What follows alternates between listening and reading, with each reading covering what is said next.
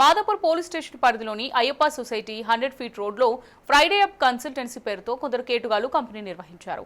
Consultation company దాదాపు 600 మందికి పైబడిన నిరుద్యోగుల నుంచి ₹1,50,000 చొప్పున వసూలు చేసింది. కంపెనీ ప్రతినిధులు ట్రైనింగ్ ఇప్పించి జాబులు ఇప్పిస్తానంటూ నమ్మించి శిక్షణ అనంతరం ప్లేస్మెంట్ ఇప్పిస్తామంటూ మోసం చేశారు. ఈ కంపెనీ బెంగళూరు, విజయవాడ కేంద్రాలుగా ఉన్నట్టు, దీని వెనుక ప్రముఖ పొలిటీషియన్స్ ఉన్నట్టు బాధితులు ఆరోపిస్తూ మాదాపూర్ పోలీస్ స్టేషన్లో ఫిర్యాదు చేశారు. పోలీసులు కేసు నమోదు చేసుకుని దర్యాప్తు చేపట్టారు.